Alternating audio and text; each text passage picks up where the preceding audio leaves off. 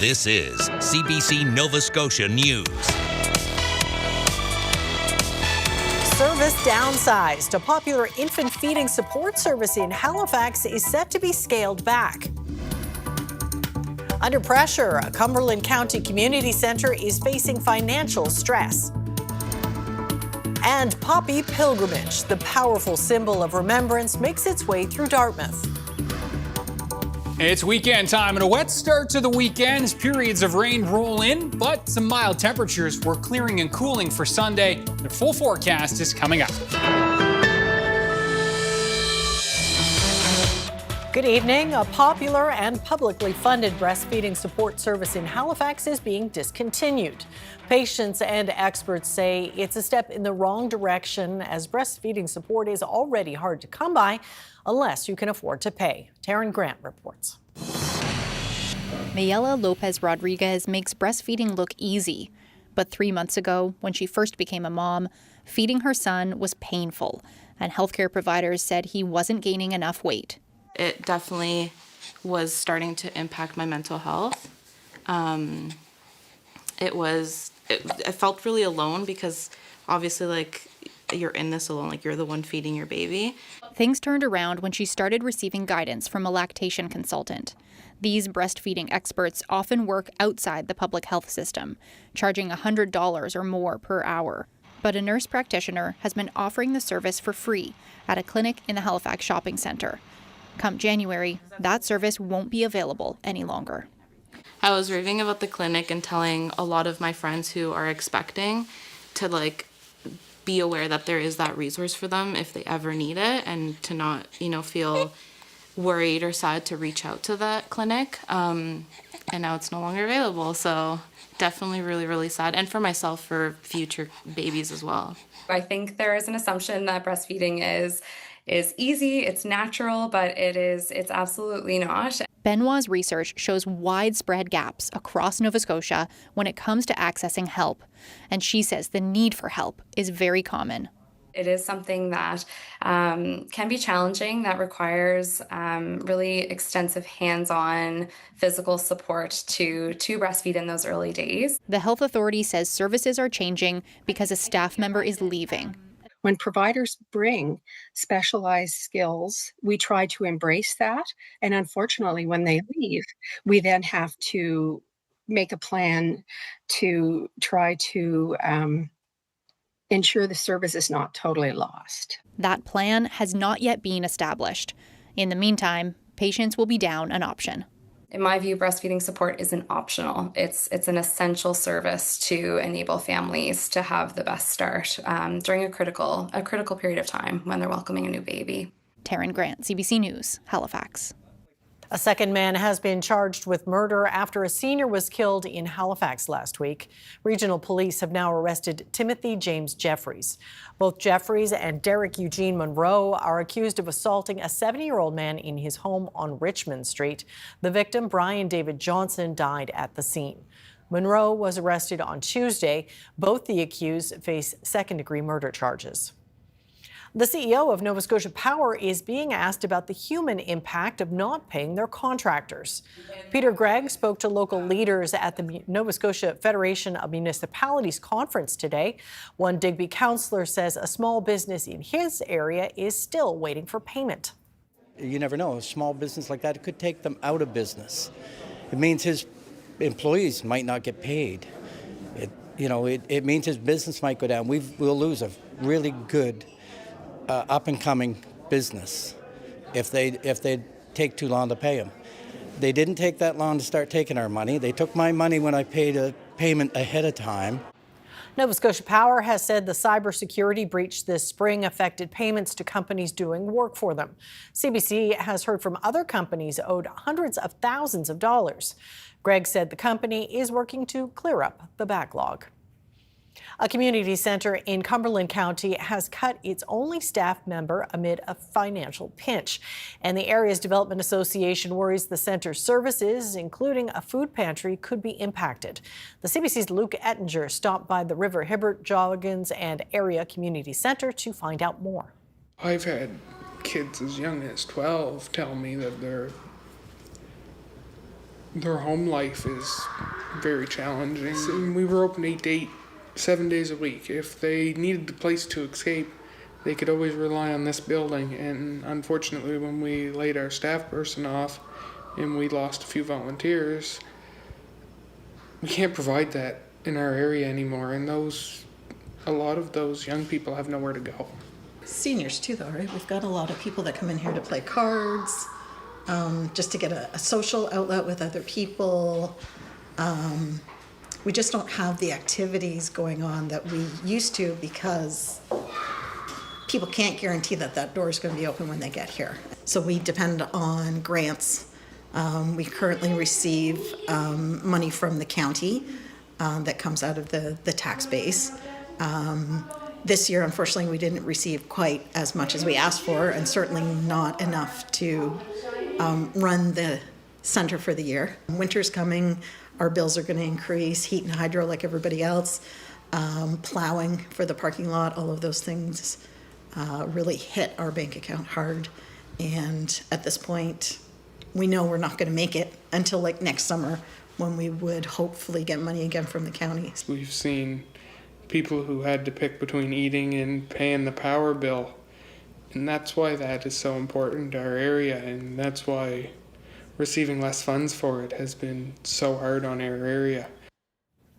The ongoing drought in the province has left many rivers running dangerously low, putting stress on salmon as they find places to spawn. Amy Weston with the Nova Scotia Salmon Association says the situation is concerning. We've really seen this past summer is like a practically dry river, so that really reduces where those fish can be. They need to be in cool water so they can survive it. So those deep areas has been very limiting for them. I'm pretty worried about how this generations of salmon will survive for how they thrive for next year. Even if some salmon are able to spawn this fall, Weston says a winter drought would also jeopardize the eggs. But she says that the recent rain has brought some relief.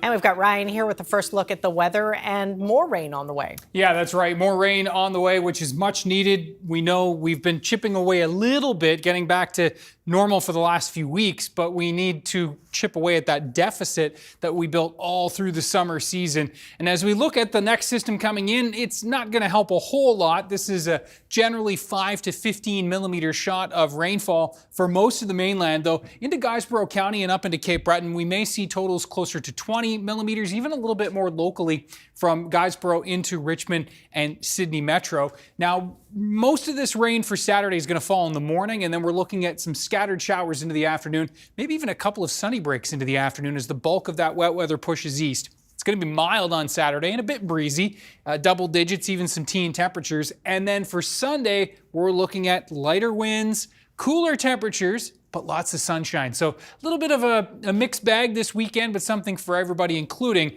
a little bit of rain for the salmon in those rivers. You need it for sure. Okay, thank you, Ryan. Thank you. Well, Dalhousie students marched through the streets of Halifax today to draw attention to what they call a student housing crisis. Whose homes? Our homes! Whose streets? Our streets! About 24 students took part, marching to Premier Tim Houston's office. They're calling on the province to better protect renters by lowering the rent cap and closing the fixed-term lease loophole. The VP of the Students' Union says the majority of students don't know their rights as tenants and are paying high rent to live in shared spaces. I did a little activity in our class yesterday where I asked students to hold up their hands if they had $700 per person for an apartment, and every single person in the class of 90 had their hand up. And then I asked for 1,000, still we had 90%. And then I asked for 1,500 and we still had probably 50% of the class. That's outrageous. No one should be paying $1,500 per person to be living in a shared space with 5 to 6 people.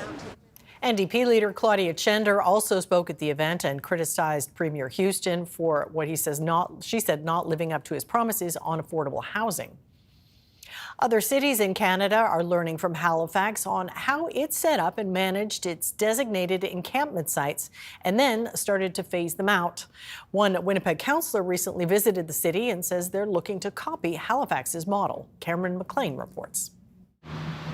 Winnipeg is far from the only city in Canada struggling to cope with a rising number of homeless encampments. Halifax set up several designated sites for people with nowhere else to go, providing basic supports like portable washrooms, garbage removal, and access to power. As Winnipeg prepares to ban encampments across wide parts of the city, Daniel McIntyre councillor Cindy Gilroy traveled to Halifax to learn about their strategy. But she'd like to see officials here take a more hands-on approach to helping people get into housing. What I'd like to see is kind of a Winnipeg look at what we need, and I'd actually, because I really want to get people into shelter, housing, or addiction treatment, so I'd want it managed and triaged like that. St. Boniface Street Links founder Marion Willis joined Gilroy on the trip to Halifax. She says their model isn't perfect because the sites aren't actively supervised. They're not managed sites, they're service sites. But I think if we had a site that was both serviced and managed, that was given a specific mandate, I really think we could kind of perfect that designated encampment model. Halifax launched its designated encampment strategy in 2022. It currently has 3 sites, but plans to phase them out because officials say more shelter and supportive housing space has become available. Halifax announced Wednesday that one of the 3 remaining designated camps would shut down by December 7th. Winnipeg's encampment restrictions come into effect November 17th. Cameron McLean, CBC News, Winnipeg. The Lavender Kitchen at Dalhousie University is a new program to help 2S LGBTQ+ people access food programs. Calendula Sack with the Youth Project, one of the partner organizations for the program, says the kitchen is a necessary service. She says it will help people who are homeless or food insecure to get the food they need. If you are explicitly told this space is for you and created by people like you, then once again, that lowers the barrier, that evens the burden, that sort of like releases the stress and anxiety in your body so you know you can show up fully as your authentic self. The program's budget is over $30,000, with Feed Nova Scotia contributing to the funding. A popular pilgrimage is visiting the battlefields and cemeteries of Europe where the poppies grow. In Dartmouth, there's a different pilgrimage happening in the lead up to Remembrance Day. A display of crocheted poppies is making their way through the community. The CBC's Jane Sponigal has been following their journey. Outside Woodlawn United Church in Dartmouth, row on row of poppies, crocheted by residents of Oakwood Terrace Nursing Home and community members.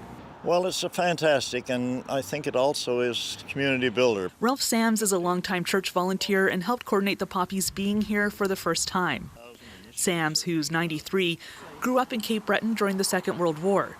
He says memories of that time are never far away, especially at this time of year. The thing I remember, we were right on the coast, of course, and the depth charge, the sound of the depth charges as our ships were trying to search out enemy submarines. If these poppies look familiar, this is how they started in 2020, with just 2,000 at Sullivan's Pond. Now they've grown to 13,000. Here they are at their next stop, the Sanctuary Arts Centre in downtown Dartmouth. It's where a new addition to the poppy tribute blossomed this year, a Remembrance Day assembly for elementary school students. I just step back and think, what a beautiful thing to come together and see this project merge between those generations, and it's relevant to all of us. Part of the gathering includes art by the students, like Elliot Roach, who's in grade 4. He made a pottery bowl poppy with his class. It means a lot to me, and I really like poppies. They're one of my favorite flowers. Roach says he's attended Remembrance Day services since he was a baby. He says that's important. Because people are brave, and they're really brave enough to fight for our land and freedom, so we don't have to be involved and we just can be in peace. Now volunteers are busy setting up the poppies in their final stop, here at the cenotaph at Sullivan's Pond. The poppies will stay here until November 14th. Jane Sponigal, CBC News, Dartmouth.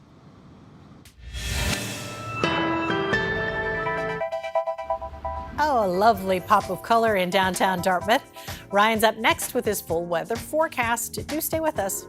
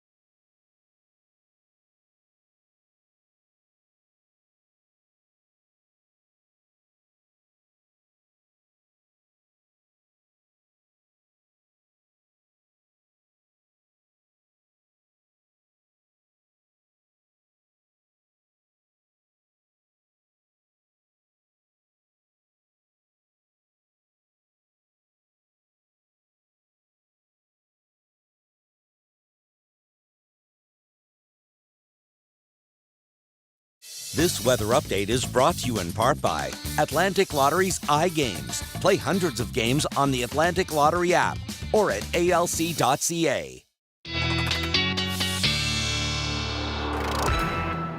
All right, we are back, and to quote Ryan, it's weekend time. Yes. So we've got a mix of things on the go. We do. Saturday, a little on the damper side. Sunday, cooler but drier. And yeah, if you listen closely, you can hear the sound of leaf blowers on Sunday.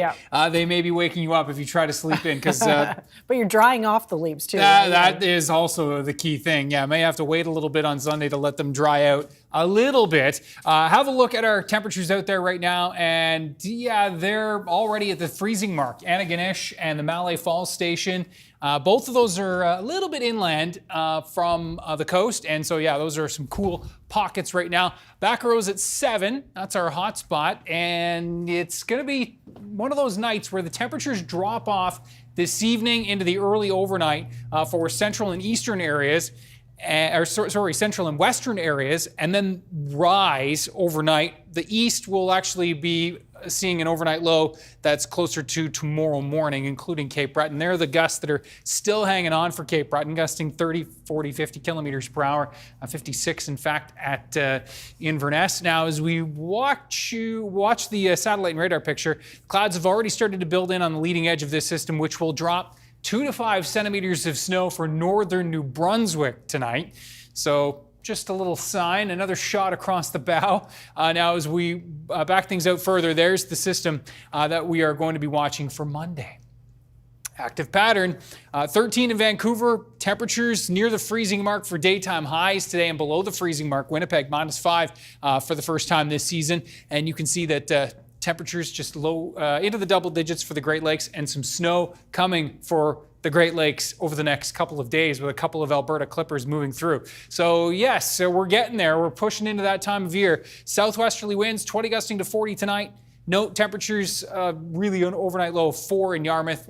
We will dip to the freezing mark and below in through the east. So walking you through this, note the clouds increasing overnight into tomorrow morning. Already double digits, Yarmouth, Shelburne, Liverpool, Lunenburg by 6 a.m. tomorrow morning. Showers starting to or at least some periods of rain starting to move in on the leading edge of this. And there's the east, where we're still at the freezing mark and below the freezing mark. Truro likely bumping up around this time, so could see some very patchy freezing rain and drizzle early on the leading edge of this rain before we see those temperatures bumping up. So a heads up on that tomorrow morning. It's a light risk, but the risk is there. And then for Saturday morning, as those southwesterlies bump in, we are going to be looking at those temperatures rising. We're into the double digits, and in fact, most of us will be into the teens tomorrow afternoon. Note that the bulk of the wet weather, Cape Breton, eastern mainland, along the Atlantic coastline into the afternoon. We're seeing that clearing up towards northern areas, including the valley first, and then we'll continue to see that clear out into the Saturday evening time frame. About 5 to 15 millimeters looking most likely with this system. Heaviest amounts, I think, along the eastern shore and into Cape Breton. Temperatures 10, 13 degrees for Cape Breton tomorrow. Those southwesterly winds will gust to 50. 13 Antigonish back through Sherbrooke and the eastern shore. We're around 12 to 14 degrees for central areas. And a similar story in the west. A little bit cooler, Annapolis, Royal, and Digby near 11 degrees with an onshore wind there. 8, 9, maybe 10 degrees for the eastern shore on Sunday. It's a light northwesterly wind. It's a pretty pleasant day overall. Let's time out the winds. So there are those winds kicking out for Cape Breton. Tomorrow, it's the southwesterlies gusting 40, 50, 60 kilometers per hour, perhaps right along the coastline. And then those winds will ease for Saturday evening into the overnight. Sunday, notably, after what has been a really windy stretch here, really since Halloween, the winds are going to be easing. And yes, a pretty pleasant Sunday afternoon because of that as well. Note that the winds on Monday kicking up again from the east, and then the southeast and south as that next weather maker does track in. And this is what it looks like. It's going to be rain for us. In fact, showers. It looks like the steadier rains will be off to our south, but we may get into a couple of periods of rain that are a little more significant for Monday night. Lingering showers Tuesday. As that system departs, temperatures cool off, so maybe a flurry in the mix for Wednesday morning, and then quieter towards the end of the week, but November-ish temperatures. Amy. Yep. All right, we'll deal with it. Thank you, Ryan. Thank you.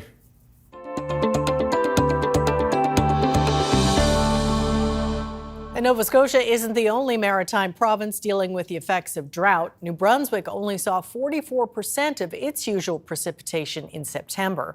Now officials are urging water conservation into the winter. The CBC's Caitlin Beliveau has that story. The amount of rain coming down in New Brunswick is still well below average for this time of year, according to a provincial water report. And the concern for drought is so great that the province is urging New Brunswickers to continue their water conservation into the winter months. This is a snapshot of drought levels in September across Canada. More than half of New Brunswick is in the extreme drought category, and part of the province has dipped into the exceptional drought category. According to the New Brunswick Water Resource Report, we only saw 44% of our usual precipitation in September, which means the flow of streams and groundwater levels were down, with most monitored wells reaching the 10th percentile of their capacity.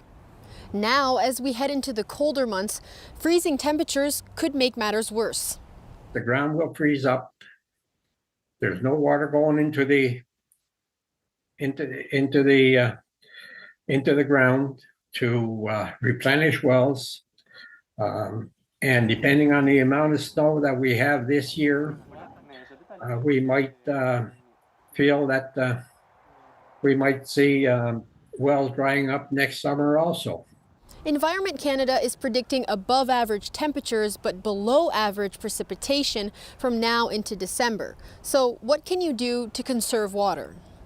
The province suggests avoid washing vehicles, turn off the water when you brush your teeth, take shorter showers, only run the dishwasher and laundry machine when you have a full load, and consider installing low-flow faucets. It can take months depending on the amount of rain. It can take years depending on the amount of rain. So conserving water is not something that we should think of only in a drought. It's something that we should be thinking of all the time.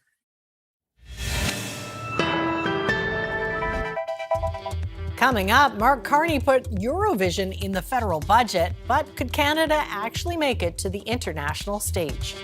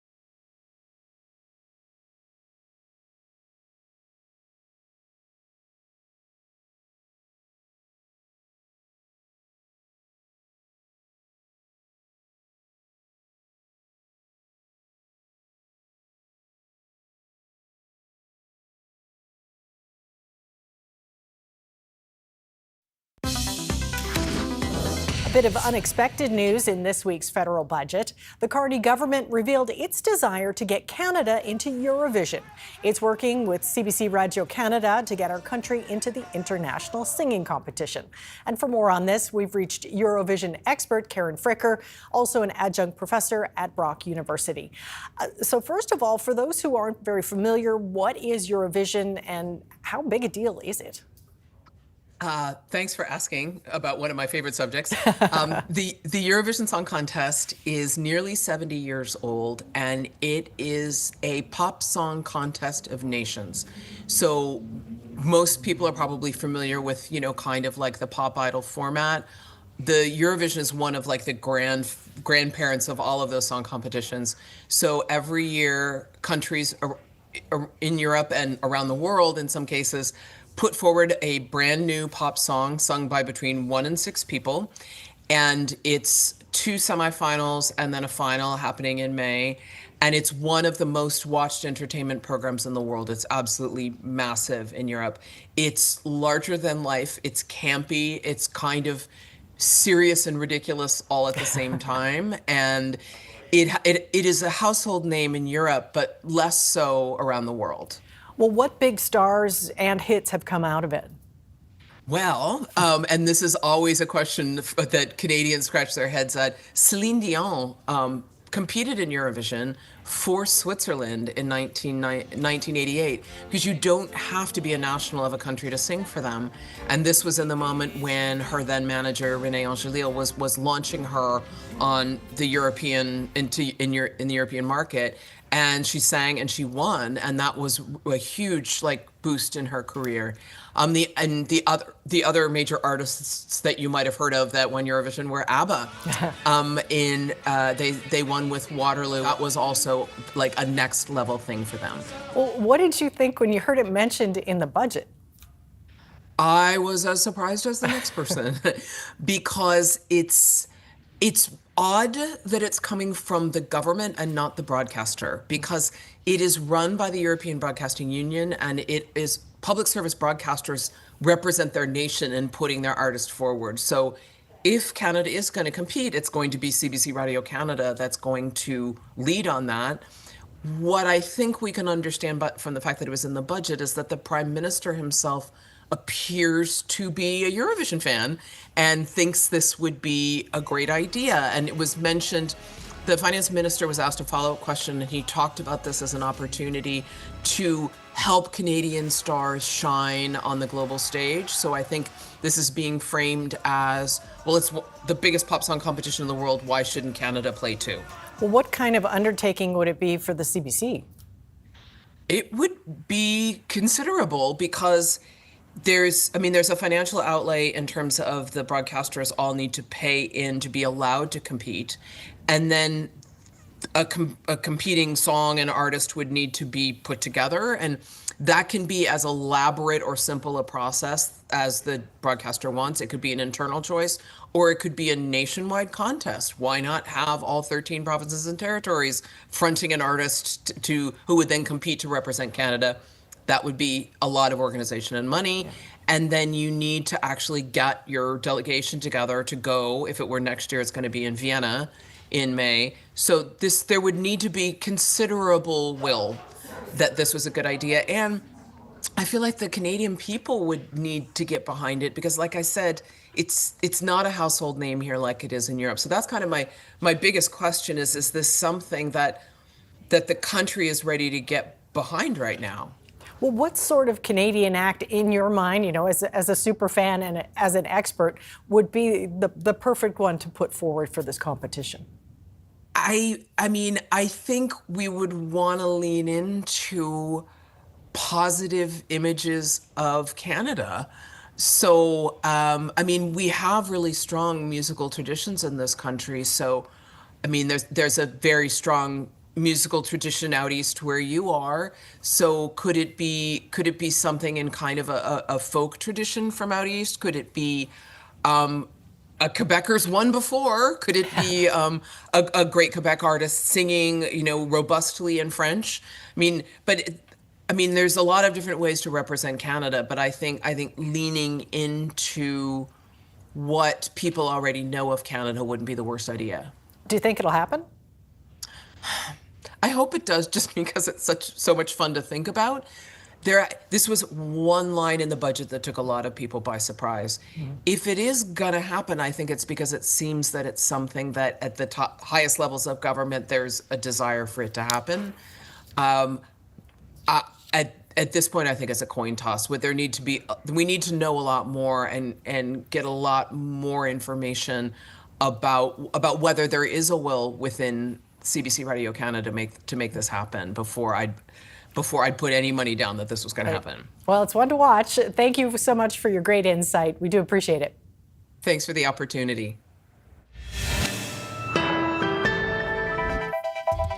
Coming up, the Conservative Party loses another member after an MP from Alberta announces his resignation.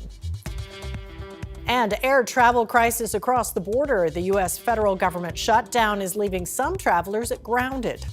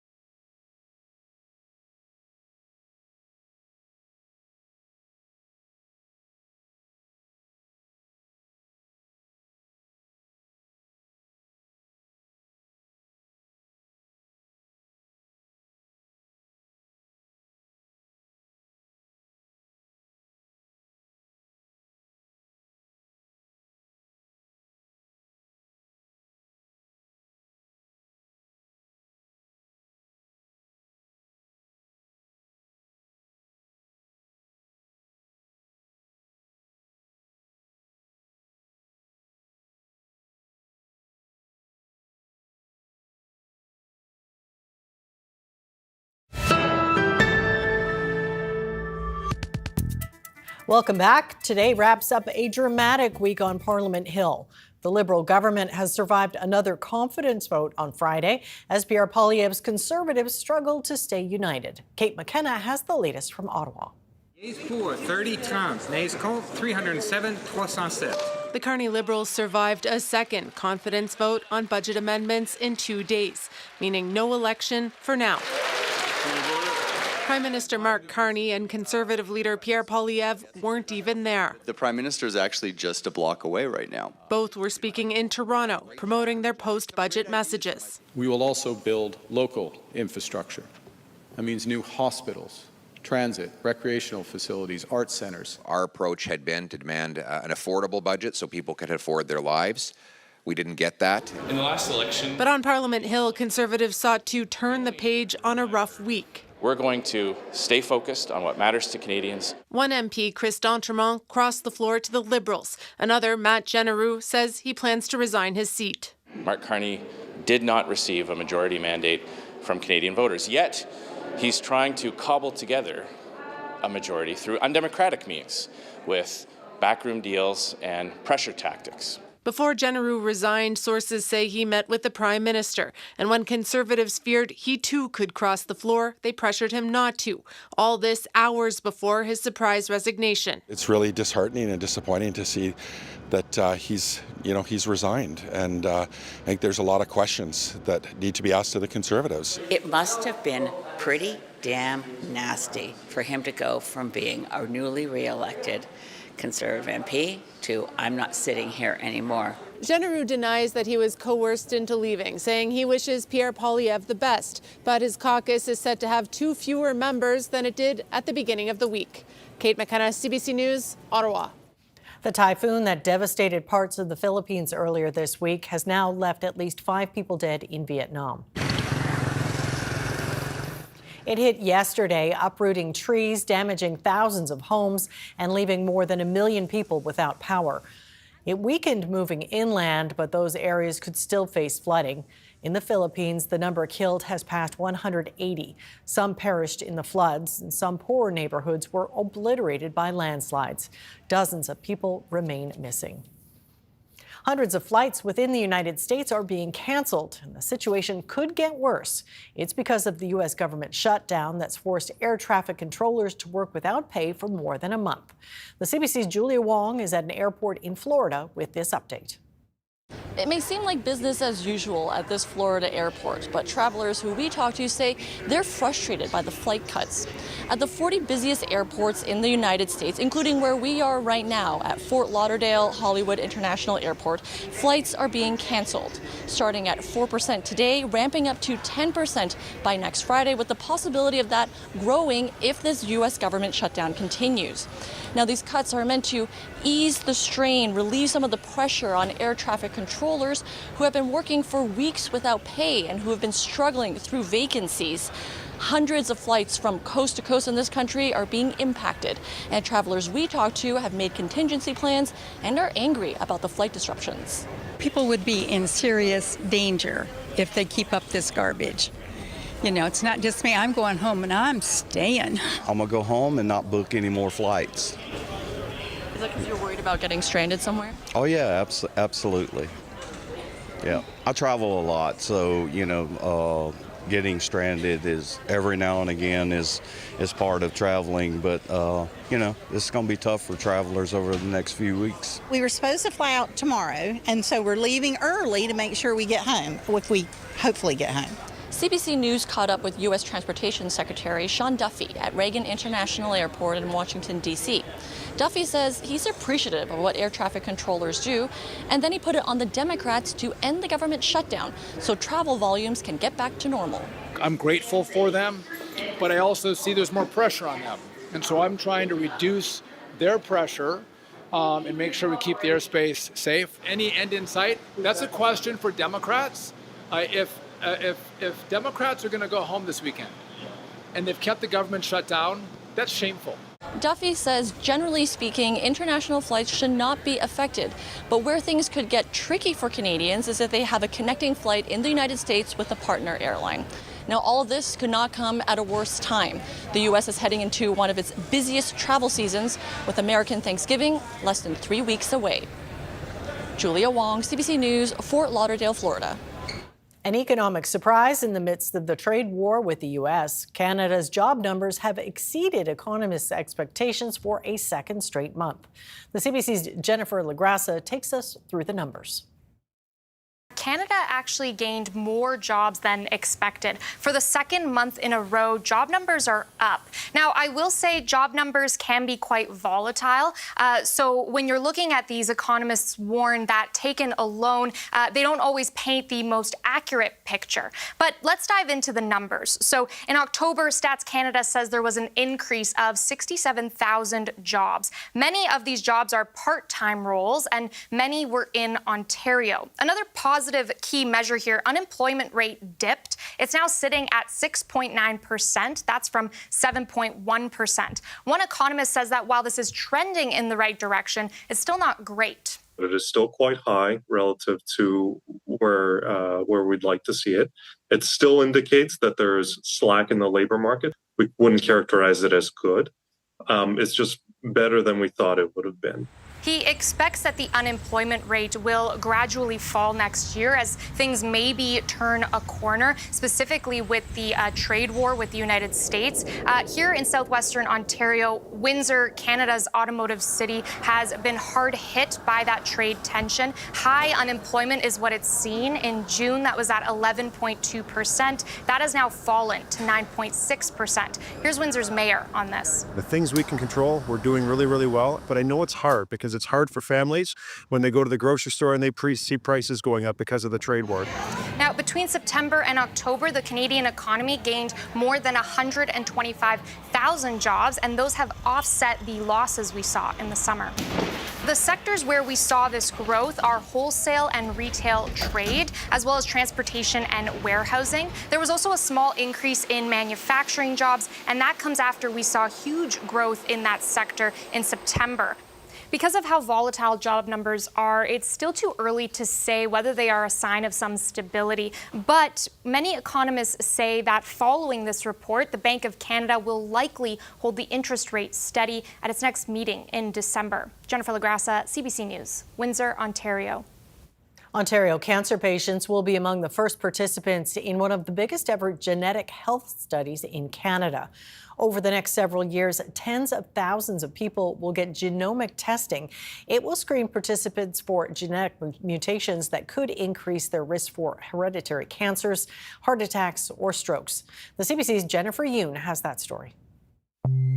Our bodies contain thousands of genes. Some mutations put us at higher risk of cancers and heart disease, but many of us don't know it. I had no clue. There was no strong, immediate history of cancer in my family. Like Leslie Bourne, who didn't know a genetic mutation in the BRCA2 gene put her at higher risk of ovarian cancer until after she was diagnosed. I don't have a lot of regrets in my life, but that is the one piece of information or thing I wish I had known. Now, researchers are amping up genomic testing in Ontario, screening 100,000 people over the next 5 years. They'll be testing for 3 genetic conditions: mutations in the BRCA gene associated with breast and ovarian cancer, Lynch syndrome associated with colorectal cancer, and familial hypercholesterolemia, which often has no symptoms until a heart attack or stroke. The goal is to expand testing to broader populations, starting with cancer patients at the Princess Margaret Cancer Centre. And knowing their genetic makeup helps them to see if we have to be concerned of any other cancer, but also importantly identifies their family members that would be at risk. Data from the study could help researchers see if the benefits of the genomic testing outweigh the costs. The studies that need to be shown that it's proven to benefit as many people as possible. Our traditional methods of referral of high-risk families are definitely missing the majority of at-risk individuals. More genetic tests would help, no question, says this genetic counselor. But that takes a lot of people, and expanding screening will require more investment. Genetics is a freckle in the healthcare system. But the knowledge can also be life-changing for patients. I'm not sitting in the dark anymore. Like for Leslie Bourne, she's now getting screened more often and living cancer-free. Jennifer Yoon, CBC News, Toronto. The 2026 Grammy nominations have been revealed. Kendrick Lamar, Bad Bunny, and Lady Gaga are leading the pack in nominations. There's also a strong showing by some of Canada's biggest artists, including pop icon Justin Bieber and Tate McRae. Magda Gabrisalasa has the details. You've got the Grammys showing love to Kendrick, K-pop, and some Canadians. After taking home lots of hardware earlier this year, Kendrick Lamar takes the top spot for nominations with 9, including Album of the Year, and this track, Luther, is up for Record and Song of the Year. In the second spot for most nominations, you have Lady Gaga with her album Mayhem and some of its tracks getting some recognition. You also have Bad Bunny, Sabrina Carpenter, Leon Thomas getting a lot of nominations as well. Now turning to a specific genre, K-pop. The movie K-pop Demon Hunters was a massive hit this summer, and so is the music from the fictional band. The song Golden has received several nominations, including Song of the Year. This is a huge moment for K-pop, for sure. And the only place that they were forecasted to get a nomination for Golden that they didn't was Record of the Year, where they would have made history being the first K-pop group to get in that category. Sticking with the genre, Rosé, who's from the K-pop girl group Blackpink, is also a hit as a solo artist. This track with Bruno Mars got her some nominations.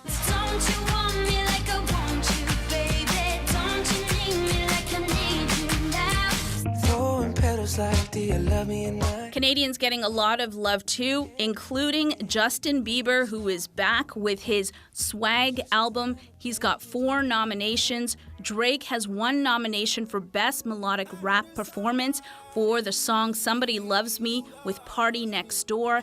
And Tate McRae has her first Grammy nominations. Now the wait is on to see who will take home the hardware.